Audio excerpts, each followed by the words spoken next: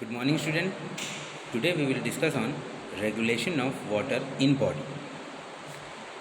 इससे पहले हम लोगों ने role of water in life का वीडियो देखा था। इस वीडियो में हम लोगों ने वाटर को किन कंपार्टमेंट्स में बांटा गया है, उसका क्या क्या फंक्शन है, उसके ऊपर डिस्कशन किया गया था। आज के इस वीडियो में हम लोग वाटर को कैसे रेगुलेट किया जाता है, किन कंडीशन वो बॉडी से आउट होता है, किन कंडीशंस में वो इन होता है, कैसे वो क्या हार्मोन हैं या वो कौन से फंक्शंस हैं जिनके ऊपर वाटर को रेगुलेट किया जाता है, इसके ऊपर डिस्कस करेंगे। तो let's start regulation of water in body. Water का इम्पोर्टेंस बहुत है लाइफ में। ये एक सॉल्वेंट ऑफ लाइफ है, आप समझ लीजिए। Water is the solvent of life. अगर हम वाटर के फंक्शन को एक बार फिर से देखें, क्योंकि हम लोग रेगुलेशन ऑफ वाटर देख रहे हैं, तो इसमें इसका फंक्शन बहुत इम्पॉर्टेंट है। ये हम लोगों ने पिछले वीडियो में भी हम लोगों ने इस पर डिस्कस किया हुआ है। ये सब इसके फंक्शन हैं। ऑक्सीजन को मोशन करना, carry nutrients oxygen to your cells, helps convert food to energy, remove waste, cushion cover as in joints, protect करता है internal organs को। ये सब कुछ इसके important function हैं।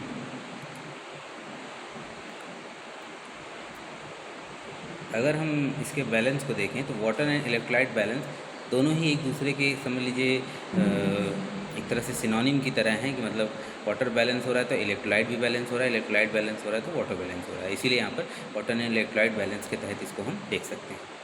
The organism possesses tremendous capacity to survive against odds and maintain homeostasis। Normally body के अंदर उतनी टेंडेंसी होती है कि ऑड्स, जो भी विषम परिस्थितियाँ हों, उसमें अपने आप को वो मेंटेन कर लें। This is particularly true with regard to water, electrolyte and acid based test of the human body. इसको अगर आप सबसे ज़्यादा देख सकते हैं, मतलब ये जो होम्योस्टेसिस की कंडीशन है, ऑड्स कंडीशन में कैसे बॉडी इसको रेगुलेट करती है। इसको वैसे तो जो भी कंपोनेंट हैं बॉडी में जिनकी रिक्वायरमेंट है, उसके सबके साथ हम देख सकते हैं, लेकिन water, electrolyte and acid base की कंडीशन में हम इसको बहुत अच्छे से समझ सकते हैं। Kidney actively participate in regulation of water, electrolyte and acid base balance in human body. हमारे बॉडी का जो वाइटल ऑर्गन किडनी है, वो सबसे ज़्यादा इम्पॉर्टेंट रोल प्ले करता है in regulation of water, electrolyte.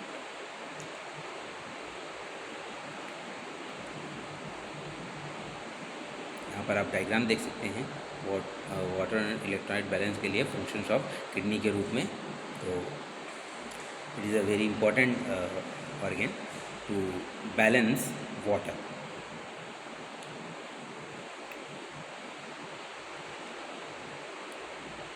क्योंकि हम regulation of water in body की बात करेंगे, तो हमें ये भी जानना ज़रूरी है कि किस एज में कितना वाटर होता है। जब हम ये जानेंगे कि किस एज में या किस टाइम कितना वाटर बॉडी में होना चाहिए, तो उसी के हिसाब से ही बैलेंस भी होता है। तो जैसे फीटस की बात करें तो 90% वाटर होता है उसके बॉडी में, टोटल बॉडी वेट का 90%। न्यूली बॉर्न में अराउंड 80%, चाइल्ड में 70%, एडल्ट में 60 से 65% एंड जो एल्डरली पर्सन होते हैं, बुजुर्ग लोग होते हैं, उनमें लगभग 55%।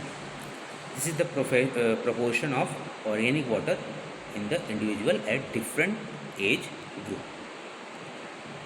इसी की मेंटेनेंस को, इसी के रेगुलेशन को हमें समझना है। और लगभग सभी में रेगुलेशन का तरीका जो होता है वो सेम पैटर्न पर होता है।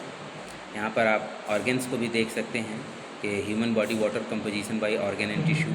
ब्रेन में 85%, हार्ट में 77%, लंग्स में 80%, teeth 10%, liver 73%, bone 22%, kidneys 80%, muscle 73%, skin 71%, blood 79%। तो वाटर का क्या क्या कंटेंट है इन टिश्यूज़ और ऑर्गन्स में, आप यहाँ पर देख सकते हैं। ये नॉर्मल लेवल है, इससे ऊपर या नीचे, यानी इसमें अगर घटे या बढ़े तो प्रॉब्लम क्रिएट होती है, तब हम बॉडी में कह सकते हैं कि एबनॉर्मलिटीज़ आ जाती है। यहाँ पर एक चार्ट दिया गया है, distribution of water in a human body. एक 70 केजी का जो ह्यूमन है, एक एवरेज लिया गया है कि 70 किलो का एक इंसान है, उसमें किस तरीके से वाटर जो है डिस्ट्रीब्यूट होगा। Basically human 60% water content, weight contribution यानी टोटल वेट का 60% तक नॉर्मली ह्यूमन में वाटर होता है। मेन में 55 से 70 और वुमेन में 45 से 60। अगर हम इसको कंपार्टमेंट में बांटें तो टोटल बॉडी वेट का 60% होता है, मतलब टोटल अगर हम बांटें इसको लगभग 42 लीटर सारे कंपार्टमेंट में अगर हम मिला दें तो 42 लीटर्स के अराउंड वाटर मौजूद होता है। अब इसमें इंट्रासेलुलर फ्लूइड की बात करें तो 40% होता है body weight, around 28 litre. Extra cellular fluid की बात करें तो 20% होता है, अराउंड 14 लीटर।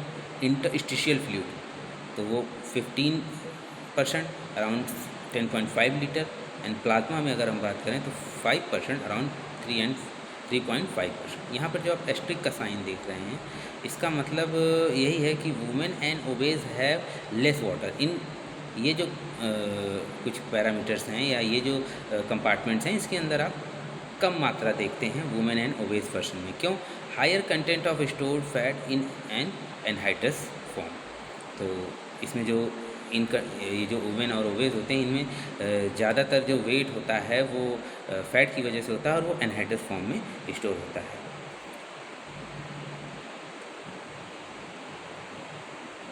इसके डिस्ट्रीब्यूशन को अगर हम फ्लो चार्ट के थ्रू देखना चाहें तो आप देख सकते हैं कि एक एवरेज जो 42 लीटर है उसमें extra cellular fluid volume ECF 1/3 of total body weight 14 litre. Intercellular fluid में आप देखेंगे तो 2/3 of total body weight 28 litre.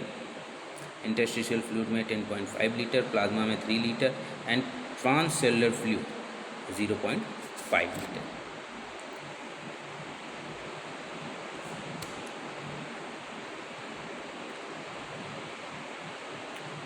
अब हम बात करेंगे वाटर बैलेंस की। वाटर बैलेंस बेसिकली इंडोजीनस और एक्सोजीनस दो तरीके का वाटर बॉडी में होता है, इसी को बैलेंस करना होता है, इसी को वाटर बैलेंस कहते हैं। Water is supplied to the body by exogenous and endogenous sources.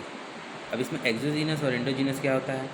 तो exogenous water intake is highly variable which में रेंज फ्रॉम 0 से 5 लीटर्स।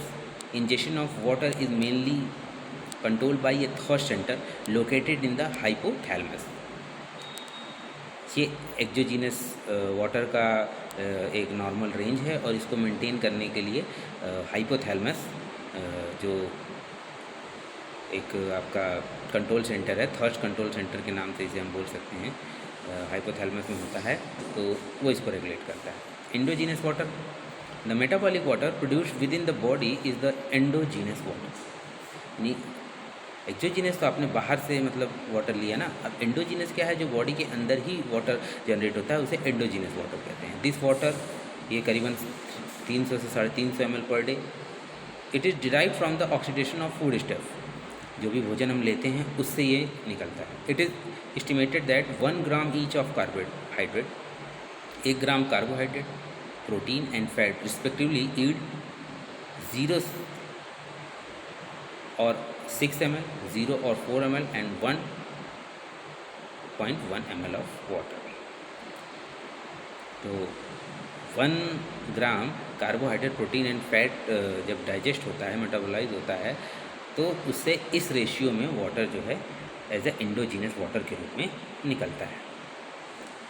अब अगर हम वाटर आउटपुट की बात करें तो water losses from the body are variable, कई तरीके से होता है। There are 4 distinct route for the elimination of water from the body. 4 main तरीके हैं जिनसे बॉडी से वाटर एक्रीट होता है, यूरिन के थ्रू, स्किन के थ्रू, लंग्स एंड फेसेस। अब हम देखेंगे इसके रेगुलेशन को, रेगुलेशन ऑफ वाटर मेटाबॉलिज्म। इसमें एंटीडायोटिक हार्मोन और vasopressin which has got the property to enhance water reabsorption, यानी वाटर एक्सक्रीट होने से पहले वापस से इसको एक बार रीअब्जॉर्ब कर लेना। किडनी के जो डिफरेंट ट्यूबुल्स होते हैं उससे इसको रीअब्जॉर्ब कर लिया जाता है। दूसरा है hypothalamus, known as a third centre. Beside this osmo concentration of plasma also stimulate supra optic and paraventricular nuclear. Osmo concentration of plasma जो होता है, इसकी वजह से supra optic and paraventricular nuclei जो है वो स्टिमुलेट होता है, और हाइपोथैलेमस जो है वो एज अ थर्ड सेंटर, यानी थर्स्ट महसूस होगी, आपको प्यास महसूस होती है। प्यास तभी हमको महसूस होती है जब बॉडी डिहाइड्रेटेड हो जाती है। हम लोगों ने पिछले वीडियो में देखा था कि डिहाइड्रेशन ही है जिसकी वजह से मोस्टली हम लोगों को प्यास का महसूस होती है। एड्रिनल कॉर्टेक्स की बात करें तो aldosterone has control excretion of sodium and potassium by the kidney. Renin angiotensin system, angiotensin second stimulate the synthesis and secretion of aldosterone and the release of vasopressin and thereby increase renal absorption of sodium and H2O। Renin angiotensin जो system है उसके आधार पर body जो है sodium और water का retention करती है। प्रोस्टाग्लैंडिन की बात करें तो they may also increase urinary loss of water by inhibiting the antidiuretic effect of vasopressin. जो प्रोस्टाग्लैंडिन्स होती हैं ये यूरिनरी एक्सक्रीशन को बढ़ाती हैं, यानी वाटर लॉस को बढ़ाती हैं by inhibiting the antidiuretic effect of vasopressin and by increasing the urinary sodium. Solutes भी जो हैं वो ऑस्मोटिक बैलेंस के थ्रू वाटर को बैलेंस करते हैं। कैसे? Osmotic effect of sodium helps to retain water in extracellular fluids. Elevation in plasma sodium raises the ECF volume in primary aldosteronism, while an increase in urinary sodium raises the urinary water output in addition to this. Potassium helps to retain water in the cells, whereas plasma protein do help to retain water in the body by their osmotic effects. Increase in urinary urea or excretion of glucose in urine increases osmotically the urinary loss of water, जिसे osmotic diuresis के नाम से हम लोग जानते हैं। तो solutes जैसे पोटेशियम है, सोडियम है, इनके थ्रू भी वाटर का रेगुलेशन होता है।